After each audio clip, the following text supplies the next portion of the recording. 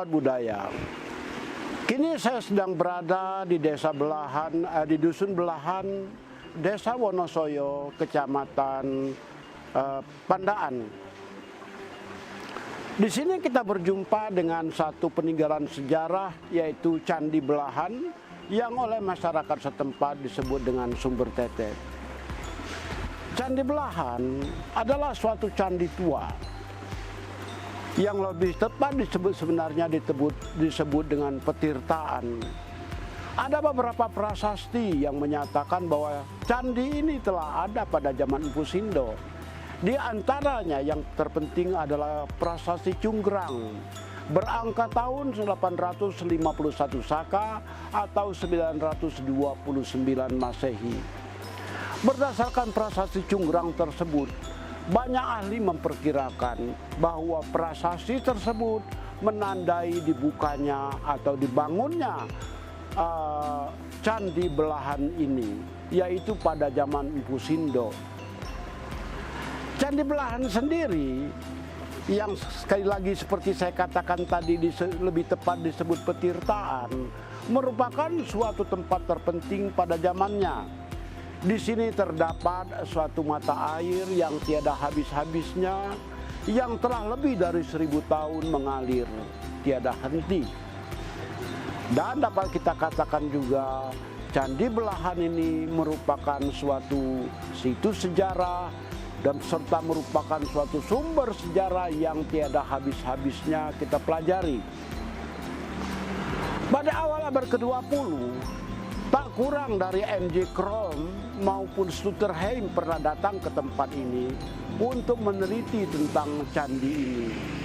Alhasil dari hasil penelitian para ahli tersebut, kita mendapatkan keterangan yang begitu jelas bahwa pada zaman lampau, pada zaman Empu Sindo, candi ini merupakan suatu tempat suci.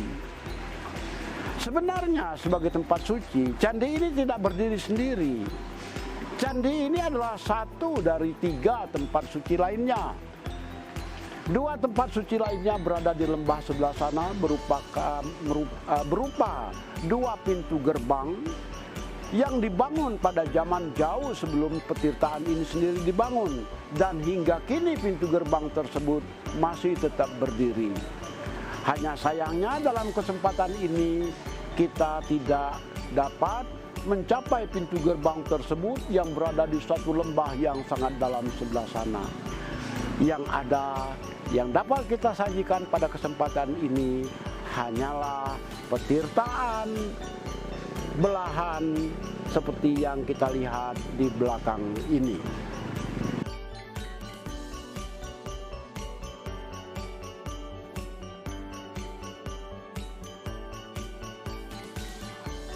Bagian terpenting dari petirtaan ini adalah 2 buah arca setinggi lebih kurang 1,5 meter. Di sebelah sini kita dapat melihat arca Dewi Laksmi. Kita tahu Dewi Laksmi adalah salah seorang permaisuri Dewa Wisnu. Dewi Laksmi ini sangat kental berlanggam Jawa Tengah. Kalau kita lihat mahkotanya adalah mahkota Jawa Tengah, sama sekali tidak berlanggam Jawa Timur.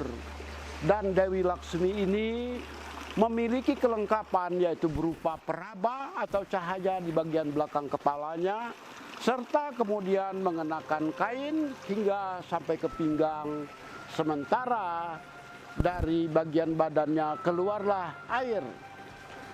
Ini memang sebenarnya dimaksudkan arca ini untuk mengalirkan air bagi pemenuhan kebutuhan masyarakat di desa Wonosoyo sini. Arca ini berdiri di atas suatu lapis arca berupa Padma Ganda yang kita lihat sebelah sana merupakan ciri khas dari seorang dewa yang dipuja pada masa lampau. Sementara itu di sebelah sana terdapat arca Dewi Sri. Yang kita ketahui juga Dewi Sri merupakan suatu dewi kesuburan di kerajaan-kerajaan Jawa kuno dulu. Kalau Kalau kita kembalikan lagi kepada Dewi Laksmi ini, Dewi ini tidak memiliki laksana apapun. Akan tetapi dari tanda-tanda yang ada, kita dapat memastikan bahwa Dewi ini adalah memang permaisuri Wisnu, yaitu Dewi Laksmi. Kendati sekali lagi tidak ada laksana apapun yang menunjukkan bahwa ini adalah Dewi Laksmi. Sementara di sebelah sana, Dewi Sri memiliki mahkota yang begitu tinggi dengan langgam Jawa Tengah.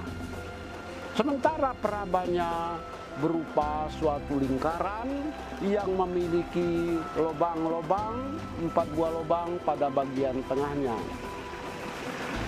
Dewi Sri memiliki laksana berupa semacam menorah obor atau lilin, tempat lilin. Sementara di sebelah tangan kanan belakangnya memegang semacam sangka bersayap. Sangka bersayap sebagaimana kita ketahui merupakan salah satu laksana Dewa Wisnu. Dan Dewi Sri ini sama seperti Dewi Laksmi, dia berdiri di atas suatu lapi arca yang terdiri dari Padma Ganda. Dahulu kala Dewi Arca Dewi Sri pun mengalirkan air dari kedua tangannya.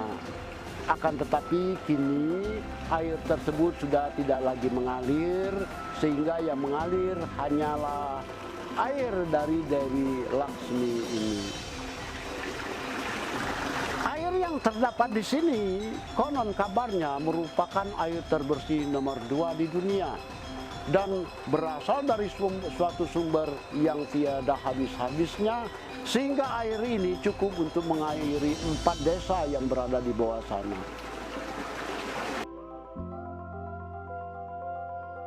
Hingga kini petirtaan ini masih mengundang begitu banyak pertanyaan, akan tetapi jawabannya tidak sebanyak itu. Salah satu pertanyaan yang masih bersipongan hingga kini, benarkah petirtaan ini merupakan tempat asal dari arca Wisnu Garuda yang sekarang berada di Museum Mojokerto? Beberapa ahli percaya bahwa arca Wisnu Garuda, yang mana kita tahu lambang Wisnu Garuda ini, arca Wisnu Garuda ini dijadikan lambang oleh Universitas Airlangga. Arca tersebut berasal dari tengah sini, di antara arca Laksmi dan Dewi Sri. Akan tetapi beberapa pengukuran yang pernah dilakukan pada zaman yang lebih kemudian menyatakan bahwa arca tersebut terlalu besar untuk tempat ini. Namun demikian, hingga kini masih beberapa orang percaya bahwa arca Wisnu Garuda tersebut memang berasal dari Candi Belahan ini. Petirtaan belahan ini mempunyai bahan 2 macam. Pertama, kita melihat bahannya adalah bata merah yang kita lihat masih berdiri di sana. Yang kedua, batu andesit. Diperkirakan oleh beberapa ahli, dahulu kala petirtaan ini berada dalam suatu ruangan tertutup. Ya, mempunyai dinding hingga di sini berdiri dahulu kala, dan pintu masuknya berada di sebelah sana. Akan tetapi itu hanyalah perkiraan, kebenarannya masih harus dibuktikan oleh penelitian demi penelitian di masa datang. Yang jelas arca ini begitu indahnya. Di sebelah kiri sana terdapat arca seorang resi yang sedang berdiri seolah-olah berada di atas awan, seolah-olah juga tengah mengawal arca Dewi Sri yang ada di sana. Selanjutnya dinding ini dahulu kala begitu bagus, rata, sekarang sudah runtuh beberapa bagiannya. Dan di sini juga kita melihat dinding tersebut berlanjut hingga ke sini, dan di sini kita bisa melihat ada satu relief yang pada tahun 1923 pernah diteliti oleh Stutterheim. Stutterheim, sarjana arkeologi bangsa Belanda, pernah meneliti relief ini. Dia mengatakan bahwa relief ini berupa suatu candra sengkala, suatu gambar yang memuat angka tahun. menurut Stutterheim, Candra Sengkala ini berbunyi bahwa candi ini dibangun sekitar tahun 949 Masehi. Tidak tahulah kita kebenarannya sejauh mana. Yang jelas hingga sekarang tempat ini, Candi Belahan atau Petirtaan Belahan ini masih merupakan objek penelitian yang menarik bagi dunia purbakala. Petirtaan Belahan merupakan suatu petirtaan penting yang berasal dari sekitar abad 10 Masehi dan merupakan petirtaan yang tak dapat kita lewatkan ketika kita mempelajari sejarah kejayaan bangsa ini di masa lampau. Mari bersama-sama kita lestarikan. Salam Sobat Budaya dan terima kasih.